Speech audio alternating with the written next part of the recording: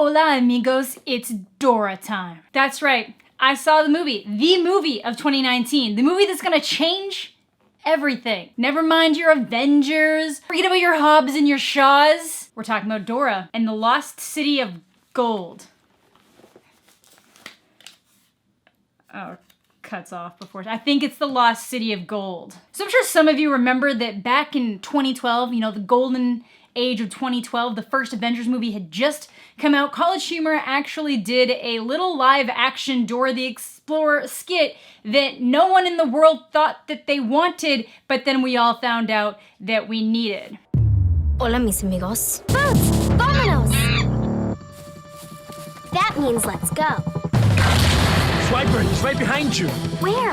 Right behind you. Do you see Swiper? It's fantastic. It's inspired. We love it. So when the trailers for this movie started coming out, at first I thought it was going to be an entire abomination. For one, Dora was after my time. In fact, any television show in which the lead character you're supposed to talk back to the characters on screen is after my time. They didn't have such ingenuity when I was a child, but I've always pretty much had the general idea of what it is. You know, she talks, she teaches you Spanish, she explores, she's got a talking backpack, she's got a monkey named Boots, and there's something swipe or no swiping. I didn't actually know what that was specifically, but now I know it is a fox, and we'll get to that. But either way, I decide I'm gonna go watch this. And normally when I do things like this, I like to watch the earliest showing. So my dumbass bought a ticket for 4:15 this afternoon thinking, oh, that's great. I can get my review done nice and snappy. I can get it done the day before. And I just edit it and either put it up on Thursday. At this point, I think it's gonna go up tomorrow. But either way, I was like, I can get ahead of the game with this.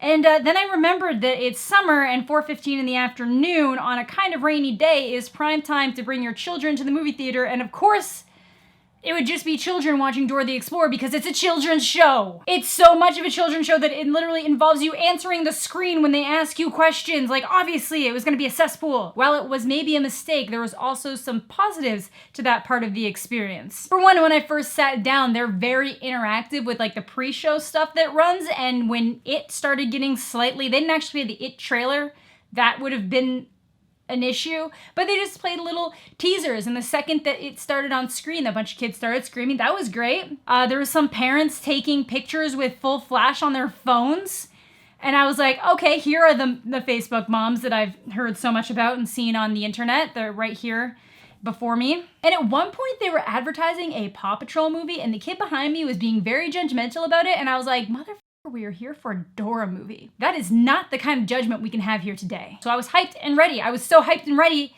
I burst a blood vessel in my eye that I'm painfully aware of now. Now with this is not gonna be like a standard movie review. I am gonna be going over some like plot progression points. So for those of you who care about spoilers for this Dora the Explorer movie, this might not be the conversation for you. We're just gonna be having some fun. I took notes, both because of the complexities of the film and as a cover, so that when I was sitting alone in a children's movie, we'd be like, oh, look, it's a proper movie reviewer. It's fine, that's why she's here alone. So when approaching a movie like this, there's a couple different directions you could go. You could be really self-aware and poke fun at the things that everybody knows that you do that are kind of weird and very kid-like to, you know, kind of keep people a little bit more engaged, or be really faithful and truthful so that the young kids enjoy it.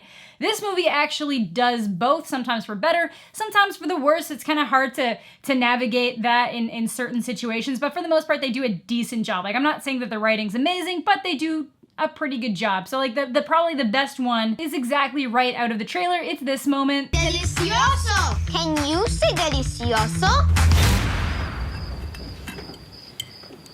She'll grow out of it. You know, that's got a laugh out of me multiple times. It got a laugh in the theater. And thankfully, no kids started saying delicioso. So the kids were at least smart enough to realize that they were making fun of the thing that they love so much. Is Dora even still airing? Like, were the kids that were this young watching it actually watching it because they still watch Dora?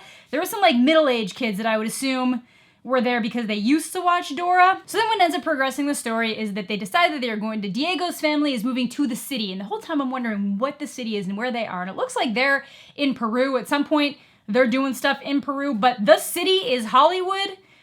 That's not the nearest city, so I don't know why they just say the city. Either way, that was weird, but that's where he moves. And then it jumps ahead 10 years, and Dora is running through the jungle, basically explaining out a live-action Dora episode with a little GoPro attached to her backpack. I definitely get the idea that she is emotionally and mentally stunted.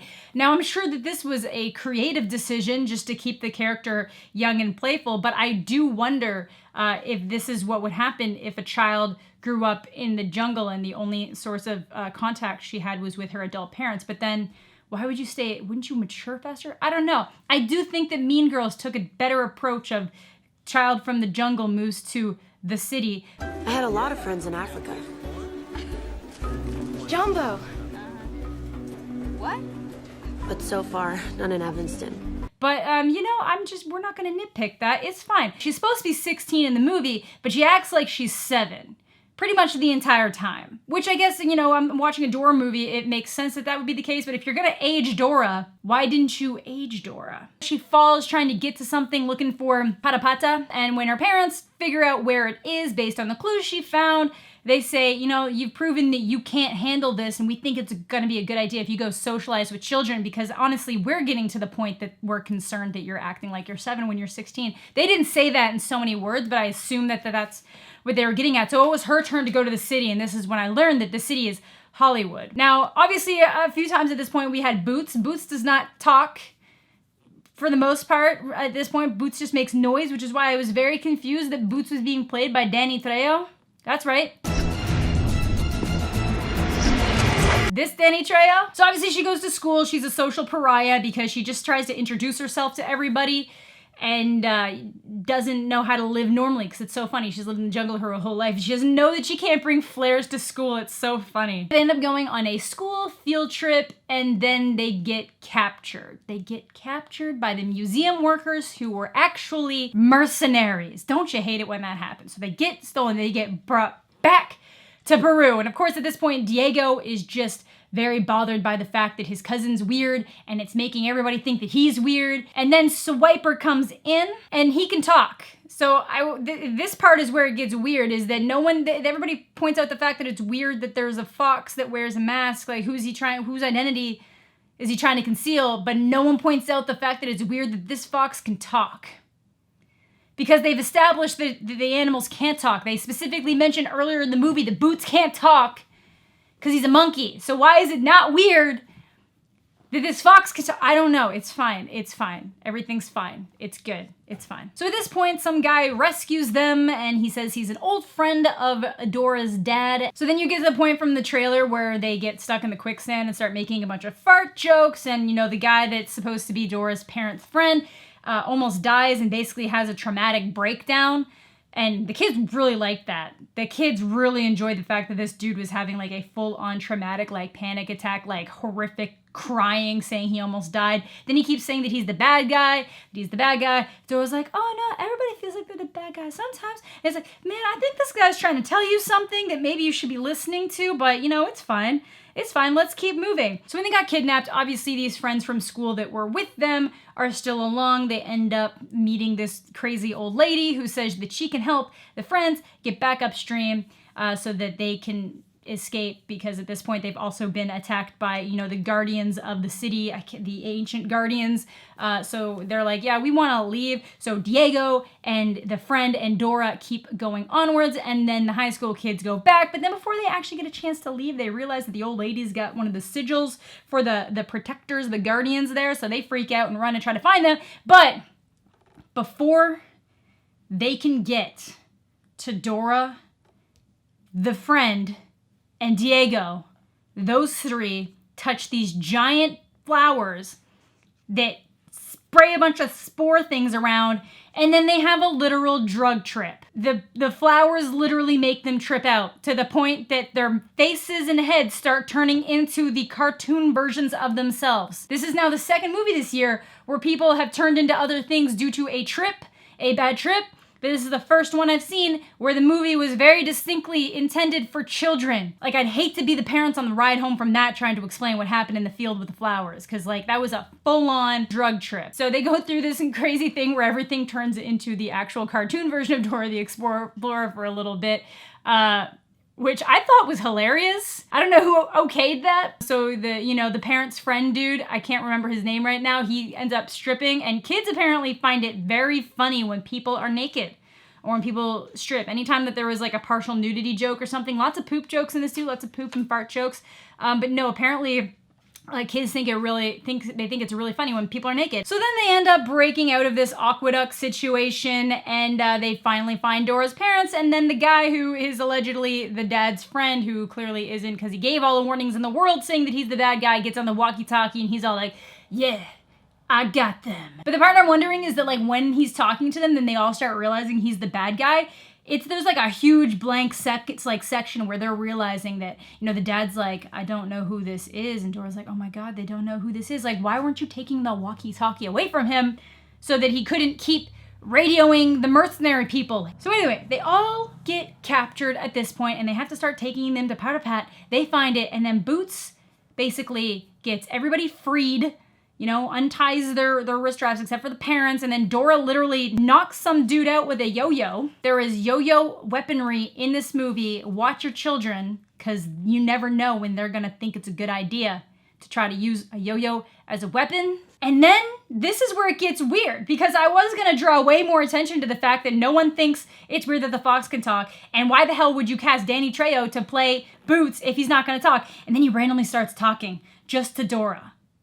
The whole other movie, he's just making like really high-pitched regular monkey sounds, and then the next thing you know, he's deep-voiced Danny Trejo just for a couple seconds being like, yeah, you're a teenager, you know? It's a difficult time in your life. Like, it was very unusual. We laughed, but it was weird. It still doesn't answer the question as to why nobody thought it was weird that the fox can talk, and everybody doesn't believe Dora when she says that Boots can talk. Then obviously we wind into it. There's some jungle trap stuff. The mercenary guy tries to backstab them again, and you know, everything works out because it's Dora the Explorer. I don't know, that's not really a spoiler, like what more do you expect? And then, you know, it gets down to the end of the movie and everybody's just all nice and snuggled. Everybody's having a good one. And your parents are like, oh, we're gonna go on another jungle adventure. We're so proud of you. And you come too, and she's like, I don't know.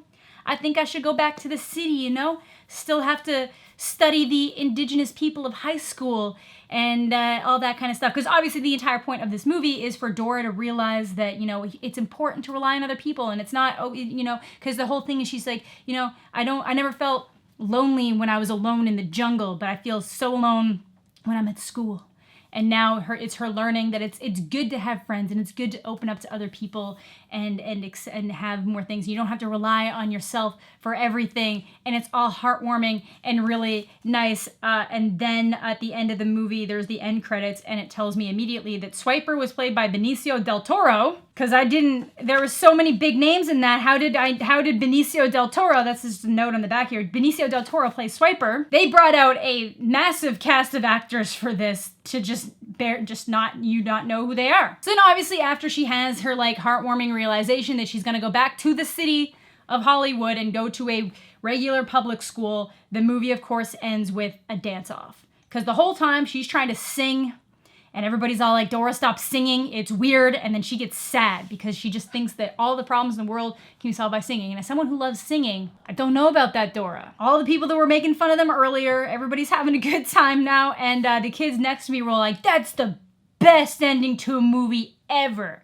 These are like, I don't know, I'd say they were like 8. But they were there alone? I was like, where are your parents? That's another thing that I realized when you watch a movie like this. Regular movie etiquette completely goes out the window at kids' movies. Like, they don't even play any of the, like, don't be a Tommy Texter or a, you know, Susie Seat Kicker, which is the colorful group of characters that we have in my movie theater when they tell you not to be a dick at movie theaters. None of that plays beforehand, and it's just a Wild West zone of bored parents on cell phones and kids talking. So yeah, overall, it was not the worst movie I've ever seen.